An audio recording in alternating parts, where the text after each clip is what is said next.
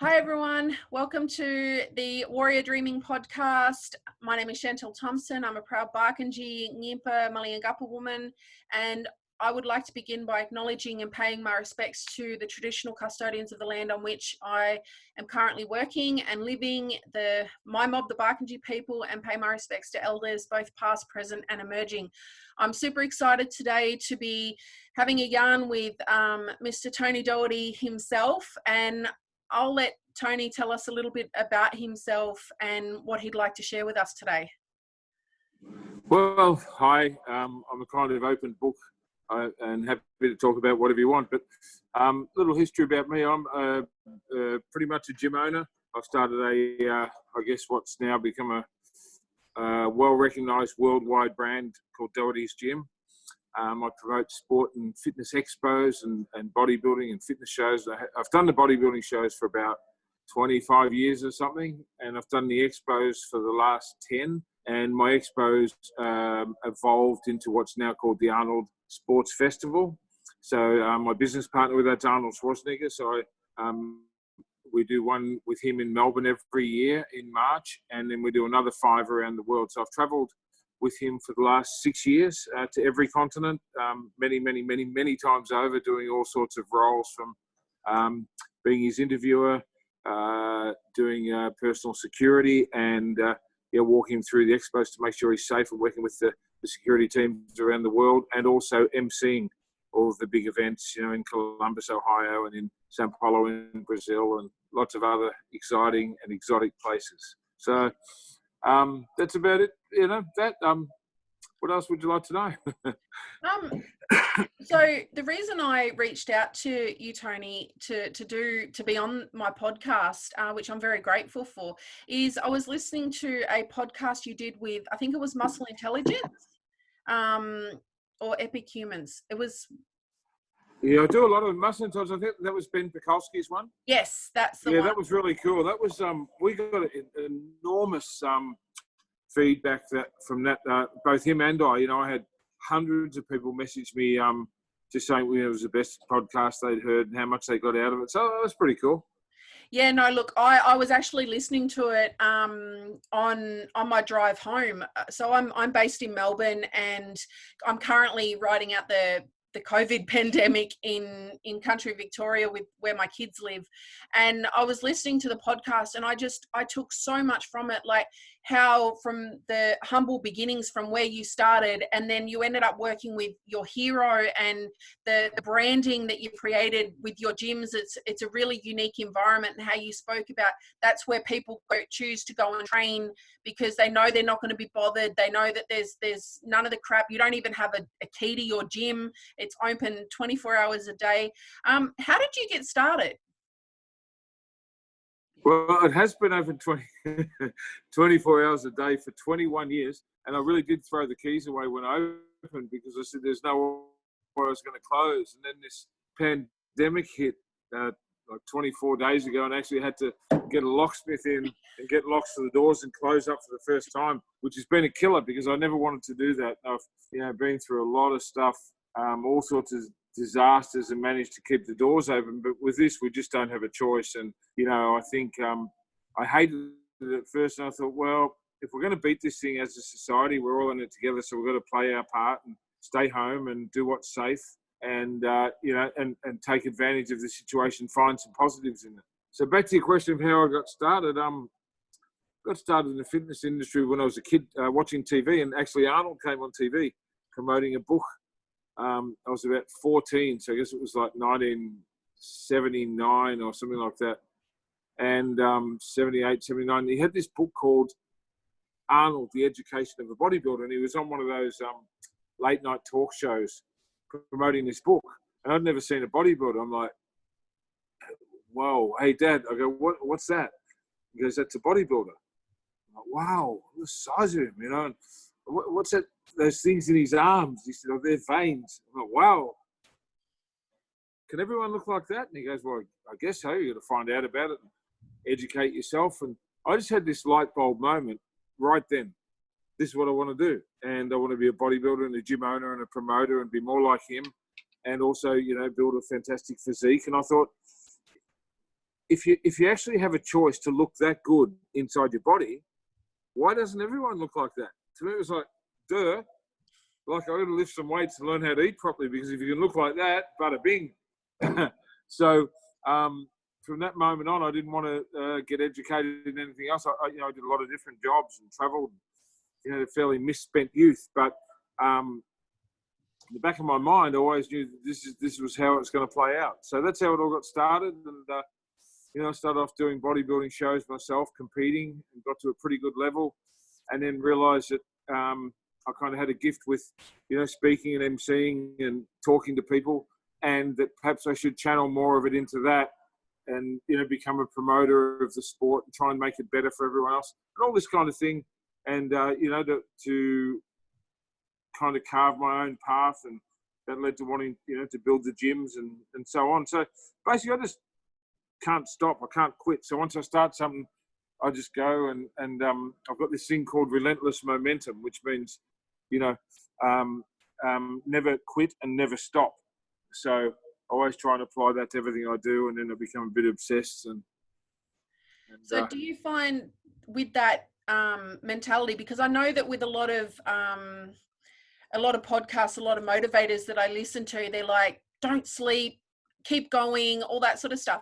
But have you ever faced a situation where you've kind of had to readjust or kind of reevaluate or change angles and kind of still continue to apply that methodology? Absolutely. I'm going through it right now. So, for example, 3.5 weeks ago, I had to cancel the Arnold Sports Festival 4 weeks ago with 6 days notice.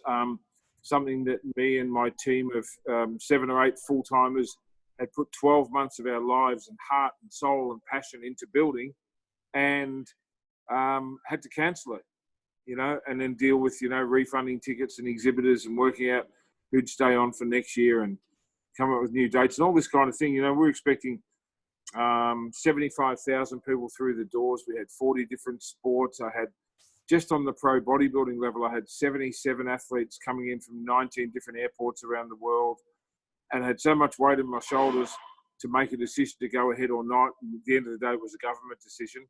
So then I'm like, well, what do we do? And we managed to salvage the amateur pro qualifier part of it so that the Australians could still compete.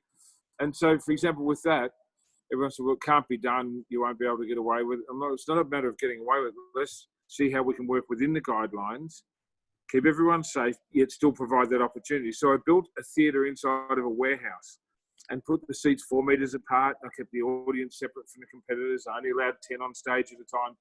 And I brought in like a whole pallet of hand sanitizers and did everything above and beyond what anyone would expect so that everyone had a safe environment. But the people that had worked all year for this opportunity that I'd promised them still got a chance to go ahead. So I managed to salvage that little part of it.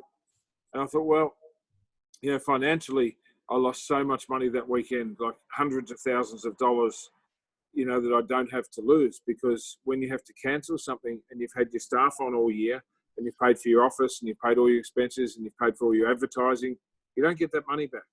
You get some refunds from theatres and from hotels and stuff, but, we're still in the hole to the tune of $600,000 or $700,000, which is, you can't get your head around that. And I'll find a way forward, because I always do. But I thought, well, at least I've got the gym. So we've got cash flow there. We've got members coming in. I'll be able to do something kind of, to move things around and just keep everything alive. Then the very next day, so the Arnold would have finished on the Sunday, and one of my friends called on the Sunday night and said, hey, you might want to turn your television on. So there's the Prime Minister saying 12 noon tomorrow, all gyms closed. Right? So here we go again. So now I had to come in. I had to basically put off more than 50 staff and 40 personal trainers across our 3 gyms. Thousands of members that came in. We had to suspend their payments immediately, because no one should pay for something they're not using. But that meant we had no income, 0 cash flow. From a really, really strong business, which has taken 21 years of being open 24 hours a day, and it's only made money like the last 2 years. This is what people don't understand. My overnight success story has been more than 20 years in the making, and all of a sudden I had to close the doors to the gym. And our gyms if you followed what I do at all, they're more than just a gym. They're a community that we've built. They're home away from home. And we've got a lot of people with mental illness and depression and a lot of issues that don't have anywhere else to go. So they don't just, it's not like a fitness center where we try and sign up everyone that goes to the shopping center and have spinning wheels and all this shit. Our members are real. So it's a real gym for real people. And most of our members use the gym 5 to 7 times a week. It's not like they come, once in a while or whatever. So it's always packed. It's always got a great vibe. And we've got people here all night, every night. We've got groups of guys that don't have family or friends or anyone else. So they've created a community here. And they come in, for example, there's one group, they come in at, I don't know, about 7 o'clock, 8 o'clock at night. And, they'll have a coffee because we have a coffee shop here. And then they go and have a little bit of a workout and they come in and they have a meal. And then we have sport on the TV. So watch the soccer that might be on in Belgium or England or Germany or somewhere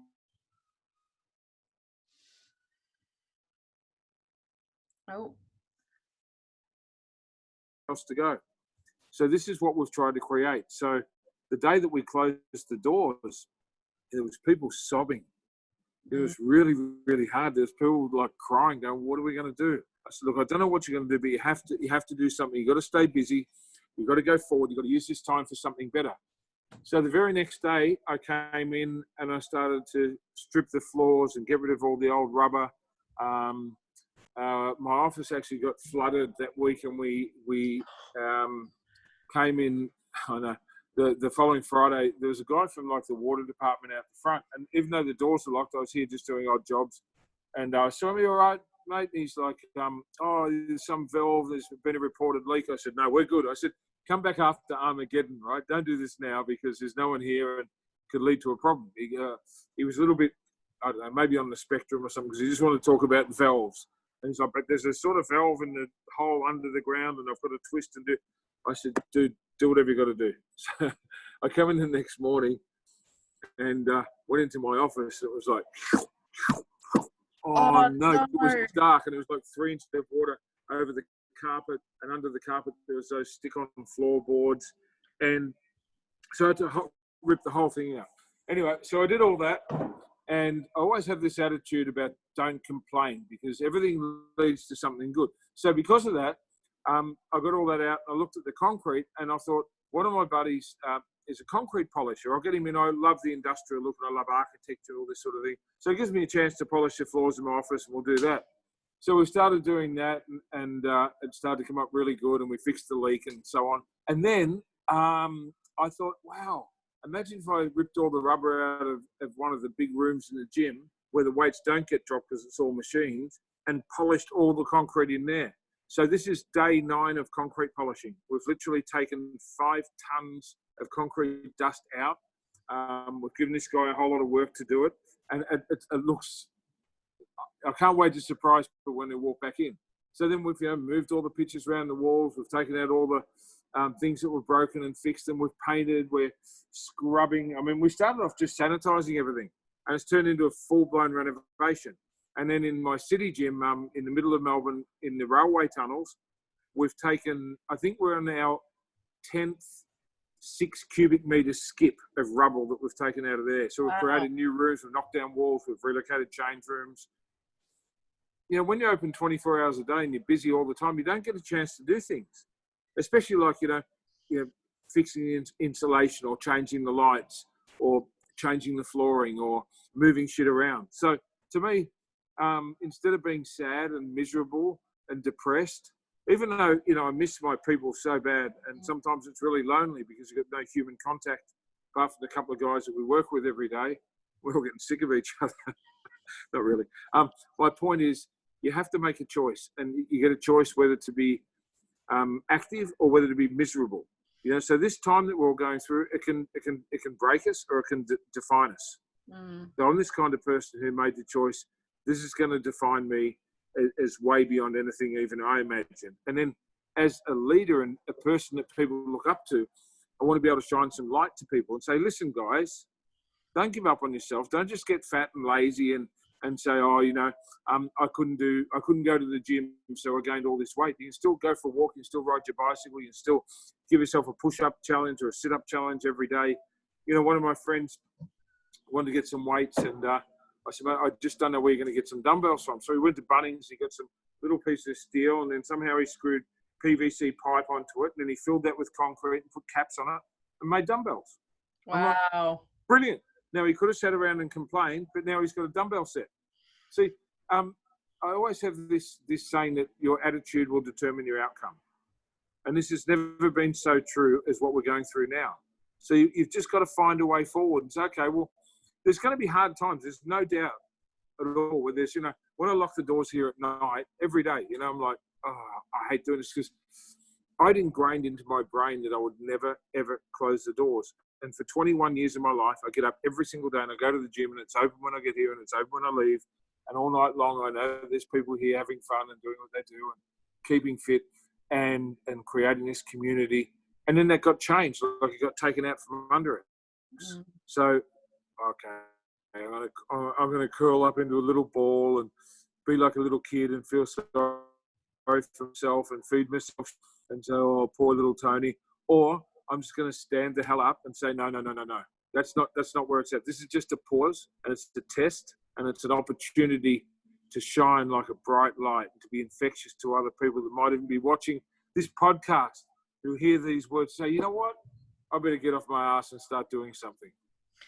Yeah, no, that's fantastic. I know that with the in the previous podcast, when I heard you speaking, you said that when you first started, you sold your car to buy equipment, and you were sleeping in the gym just so you could get everything started. That's true. The first year when I opened up in Melbourne in 1994, that was before we went 24 hours. So I opened the first 4 years. It was just a little warehouse around the corner from here. And I had no money. I had nothing. I had no staff. I had no money. I had an old car I was doing up. I had two. One I sold, I traded for a lat pull down. And the other one was this Jeep. It was kind of pretty cool. It didn't have doors or a roof or anything. It was just like a real, because I was from the country Victoria as well. Grew up in Bendigo, and this was my little bush basher. And I brought it down to the city. I thought, at least I've got a car. And the power got cut off for like the third time. And I thought, shit. And someone said, well, I'll give you whatever it was, $2,000 for that car. And you can get power back. I'm like, okay. So then I didn't have a car. And at that stage, all I had was I had three things. I had a rice cooker, a vertical grill. Remember those big old grills that are like a toaster and you put your steak or chicken in them? And I had a couch. So I didn't have a TV or anything. And I'd get up in the morning, because we'd open at 6 and we'd close at, I can't remember if it was 9 or 10 at night. So I'd get up at 5, have a shower, I'd wake up the gym, then I'd lock it all up. Then I'd walk up to McDonald's, because they'd open at 5:30, and get a coffee. And next door they had a news agency, so I'd get a newspaper. Then I'd walk back to the front of the gym, where now there's people waiting to get in 6 in the morning. I'm like, good morning, everyone. And, there's all these shitty people in the tram, or it was smelly. I'd make up some story about the tram coming from my imaginary house in some other suburb. And I'd unlock the door and let everyone in, with my newspaper and coffee, so it looked legit. And then I'd work from 6 in the morning till 9 at night, or 10, whatever it was.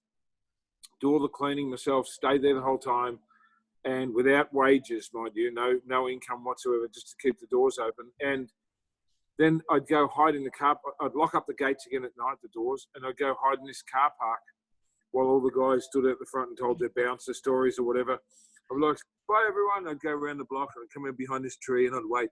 Come on, you guys. Seriously, you can't have slayed that many women and had that many fights in 1 week, just because, these guys. Yep. And they just, that was their social life. So I'd hide there and wait. And then when everyone left, I'd sneak back. I'd let myself back in.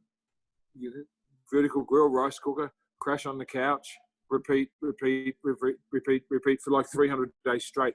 And the best thing is, I didn't tell no one, because I still had my dignity. And I thought, if I have to complain to people and go, oh, poor me, I'm just so homeless, I'm just got nothing, blah, blah, blah, I just thought that'd be pathetic. And I made a choice to do this, and I made a choice not to fail.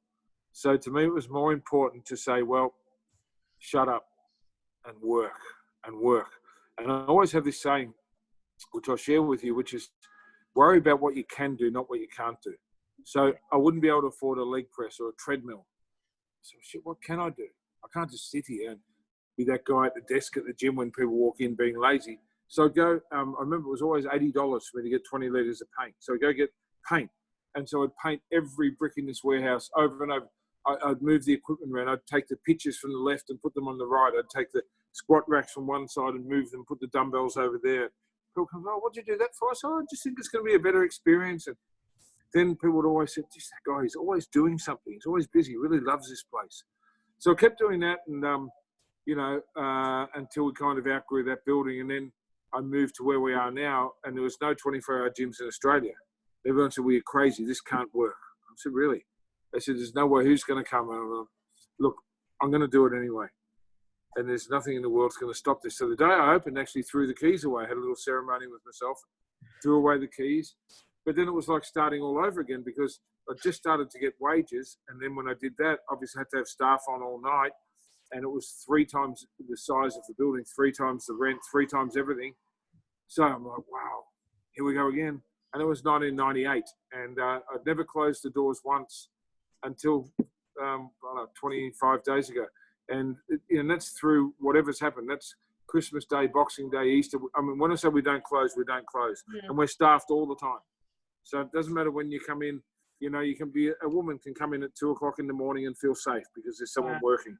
And then the guys, will walk you out to your car to make sure you've got safe passage to get home. This kind of culture that we've embedded into this place, that we care and we're just like a big family. And, the things you see and the people you meet in gyms is the greatest education you could have. And I've always been fascinated with psychology. And I think I've learned more about human nature and psychology by being a hands-on gym owner than what I could in any other field. So it's been an amazing adventure. It really has, and continues to be.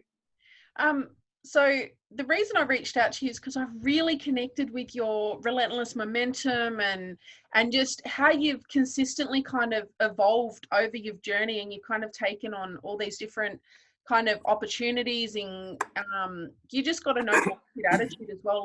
Like you said, you're an open book, so am I. What does a warrior mean to you? It's not a word I really use. Yeah. So it's not really something in my vocabulary, but I think, like in your case, when you're telling me about your story and I can see what it means to you, I think that's a really appropriate word. A warrior to me represents kind of, war and battle and all this sort of thing. And life is, it is a battle and a kind of war in a way, but I think it's beyond that. I think that everybody's got something inside of them which you might call, a warrior spirit or an aggression or something that's unstoppable. When people are tired and they can't keep up, I'm like, find some aggression in your body, find some unreasonable madness inside of you and channel that into the next hour, like your life depends on it. And I think being able to channel that kind of aggression and, madness and whatever sets you off a little bit into something good is a great gift. And I think that's what, a warrior can do, or someone that's, to me, unstoppable, because,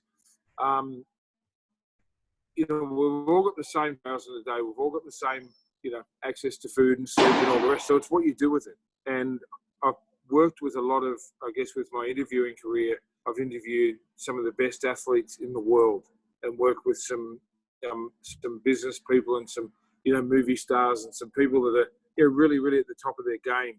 And I always ask them a lot of questions because I'm very curious, but also try and work out what is the mindset of a champion? What sets these people apart? And it's that. It's being unstoppable, unreasonable, obsessed. And we've had people say, oh, you need to take a break. You can't be so obsessed. In fact, during this time right now, everybody said to me, oh, this is a good chance for you to slow down because you're crazy. You never stop and you work 7 days a week and you're always on the go. You're always doing something. You need to take a rest. I'm like, no, I don't. That wouldn't be good for me mentally, just to sit around and do nothing. That's where I'd find my other kind of madness. I don't want to do that. I actually I like being busy. I think it's okay to be obsessed. And I think if you want to achieve greatness and to inspire others, and what I've seen with all the really high level athletes and successful people that I've worked with and met and interviewed, they're all obsessed. They've all got a different level that other people can't understand. They're like, no, I'm just going to keep going no matter what. So Yeah. I hope that kind of answers your question a little bit. Yeah, no, it does. So following along on that train, what are some of the things that you've kind of learnt from some of the people that you've kind of met along the way, and how did you get to that level from someone who started a gym and slept in there for the first year to now having the life that you have? How did you get there? Well, I guess just gradually. I just had a vision. I think there's three things you need if you're going to be good at something and go ahead in life. You need passion, you need vision, and you need action. And passion means you've got to have something. You've got to find that thing, whatever it is, that keeps you awake at night, wakes you up in the morning, and you can't think about anything else. And then vision, you've got to have like a realistic take on it so that you're not delusional. And you say, okay, I've got a vision, but I've also got to have a realistic vision that even if no one else understands, I know that this can work. So, for example, a bad example would be if I had a passion and a vision to be a car maker. So I'm going to make the world's newest car. Well, really? How the hell are you going to do that when you're up against these, multi-billion, multinational companies that have got access to all the tools and materials? And you might, over a lifetime, be able to make a car, but it's probably not going to be a really great car. And there's people that have broken that in our generation, like Elon Musk with the electric car that he's built, but it's still got four wheels. It's still a car, like he hasn't. So that sort of thing's been done. So when I say vision, I mean something that's all yours, that no one's done, that you can do. That's your vision. And then action, the third part of it, is to start today. Not say, when I finish uni, I'll start off, Monday's always a good start. This is what people do with their fitness routines all the time. They say, the 1st of next month or New Year's Day or Monday, I'll start. If you've made your mind up to do something, you should start right now, like today. Mm-hmm. Even tomorrow's it's too far away. You got to have this action plan. So I think I've learned that whatever I've put my mind to, I've always thought really big. I thought, well, why? If I can see somebody, go from nothing to something, and I've got a dream and a vision, then why shouldn't I be able to do that as well if I believe in myself? So I think it's kind of that. Yeah, cool. And because I know, listening to your previous podcast, that you had this vision of, you heard about Arnold starting the Arnold shows and stuff like that, and you had this vision of bringing that to Australia, and you made this promise to yourself that you would one day bring that to Australia. And now you've been, because I went to an Arnold Classic a couple of years ago, and when you had a jiu-jitsu tournament as a part of it, and I was just like, wow, this is just amazing. Like, so many.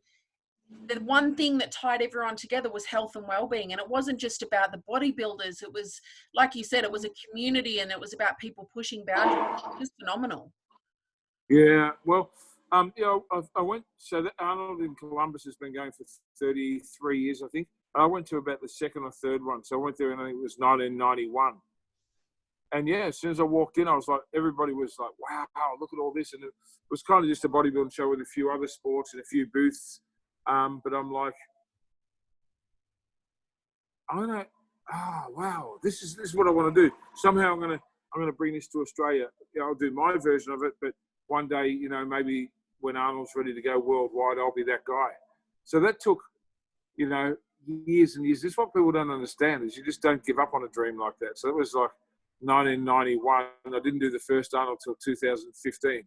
So it didn't just go, boom, I'll do it next year. So then I started with really, really small shows. I started learning how to be a promoter, how to do bodybuilding and fitness shows and strength shows and fitness things, and started to hone my craft of being an MC and being a good presenter, and had a TV show for many years called Muscle TV, where I taught people how to train and how to think and how, to do this kind of thing.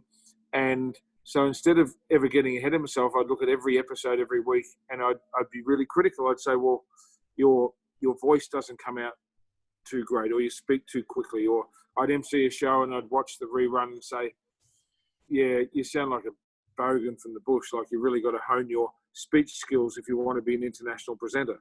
And or I'd interview someone, and I'd watch it really critically and say, well, you didn't really think out your questions really well, or you didn't know how to go left and right when the interview changed. So I always just have been always very critical of my own performances in everything I do, so that I get better. Not critical, oh, you're shit, but more like, okay, it was okay, but what parts of it could you get better at? And I think it's like you work on your weaknesses. So I've applied that to business. I've applied that to all the things. So back to that. So I started with really small shows, you know, in little halls and little places that could seat, you know, 200 or 300 or 400 people. And I've done them in cinemas, and I've done them in nightclubs, and I've done them over the years in all sorts of things, learning to be a good promoter and learning what the exhibitors want, you know, the sponsors, what they want so they get good value. Most importantly, what the athletes want so they have a great experience, and what they've experienced that wasn't so good. And thirdly, the fans, you know, being able to say, all right, what can I do? So I think I learned early on that bodybuilding shows were boring as hell. You know, it was like a lot of people would go to support little Johnny or little Sam. They go to watch him compete. They'd sit there for 8 or 10 hours and go, oh my God, I'm proud of my cousin or my son or my little brother, but I will never, ever, ever sit through this again because it's so boring. They have all these gaps between divisions, and the MC sounds like he's calling bingo, and, you know, it looks like they put no planning or any production value into it.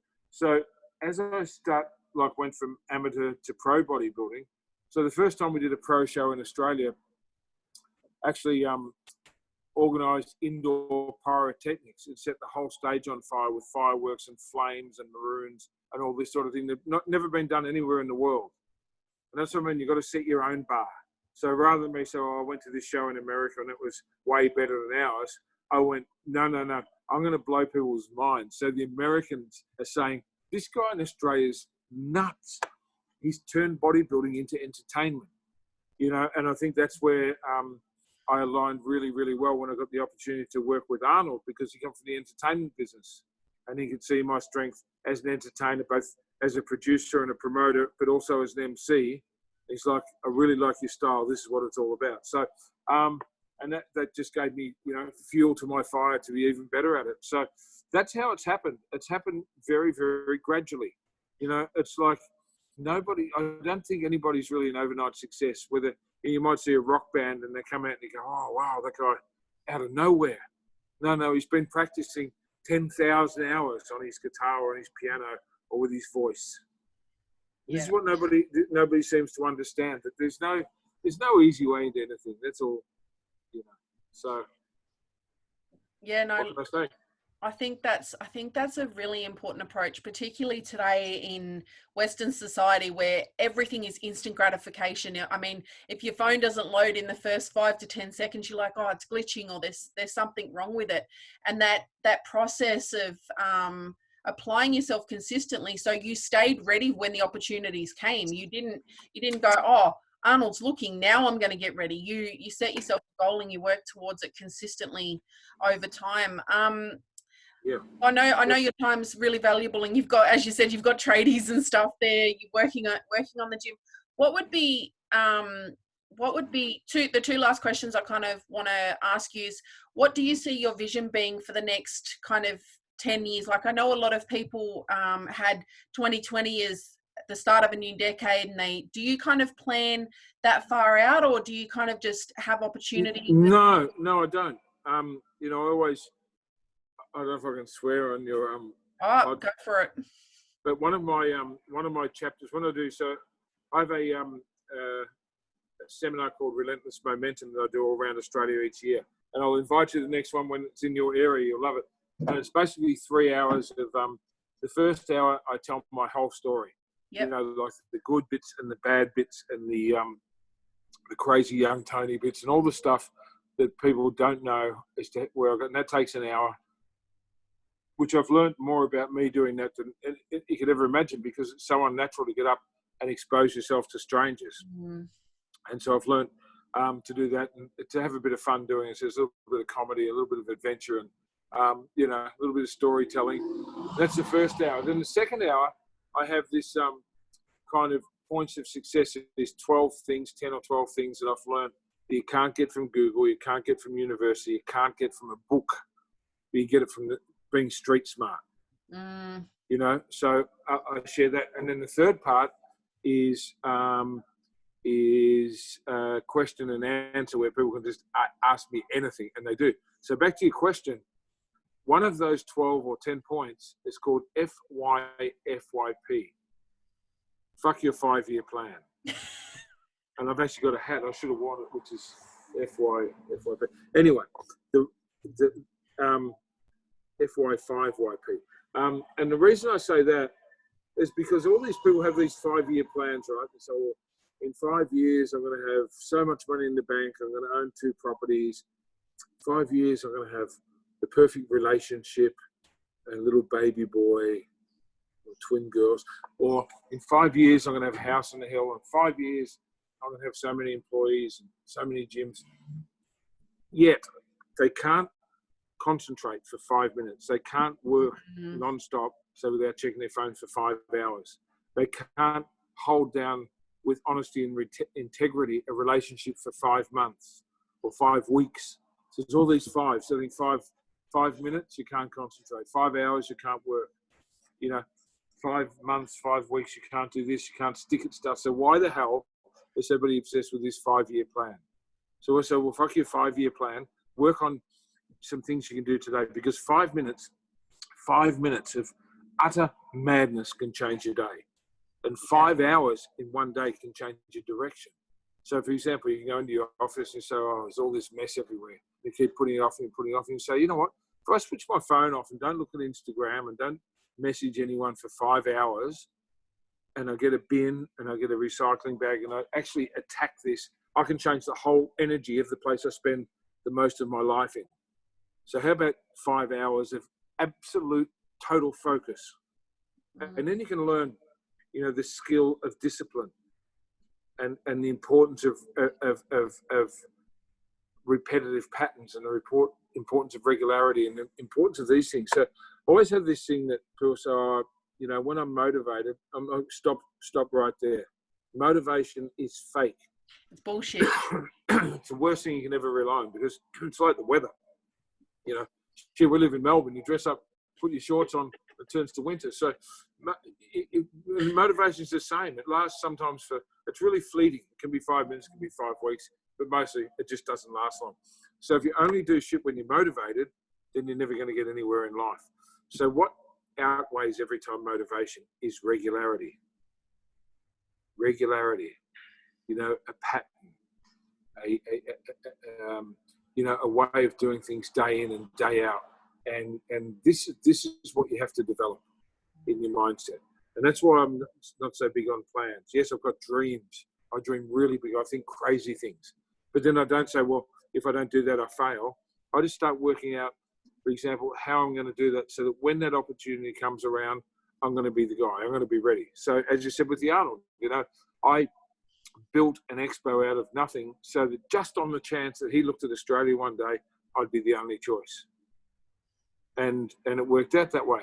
And, you know, with the 24-hour gym, I had to, you know, block out what everybody said. Everybody in the world said that, you know, this is impossible. The accountant, the bank manager, the advisors, everybody said, no, you know, what about this? And so on. So I had to have that strength to go, no, I'm just going to block all that out because I've got this incurable desire and passion to do this. And I think that's why these, you know, where do you see yourself in 5 years or 10 years, or how many books are you going to read next year? I'm like, oh, give me a break. What was your last question? What would be kind of one piece of wisdom or advice that you would give to a younger Tony Doherty, or someone that's coming in your doors and you can see that they're hungry and they've got potential? What would be your one piece of advice that you would give that person? Be patient. It takes time, you know, because I think when you're young, you want everything immediately and you think it's all going to work out. So be patient and keep working, you know, and don't quit, because if you just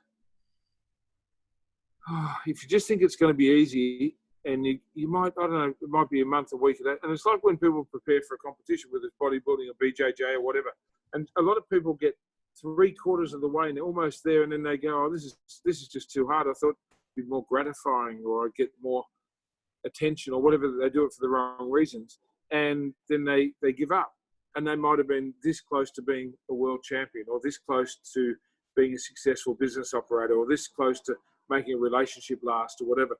So you've got to have this this thing of realizing everything good takes time. And that's probably what I'd tell my young self. If you go back through my Insta, I did this one thing once. It was probably the most popular thing I ever posted. It was advice to younger self. And I went through a whole lot of stuff. I can't bring it up now because I don't know where it is. But it's that, you know, it's learning the counsel of years, and that things take time, and that it ain't going to be easy. You know, nothing's easy. Nothing good comes easy. Oh, look, thank you so much for making the time. I'm really grateful, and I'm going to hold you to that, because I'm based in Melbourne when we're not in a pandemic. So I'd love to come to one of your Relentless Momentums, because that's actually the spot that I'm at in my journey now, is going. I'm still actively competing. I'm a mum of 3, and a lot of what I've done, people have said it can't be done.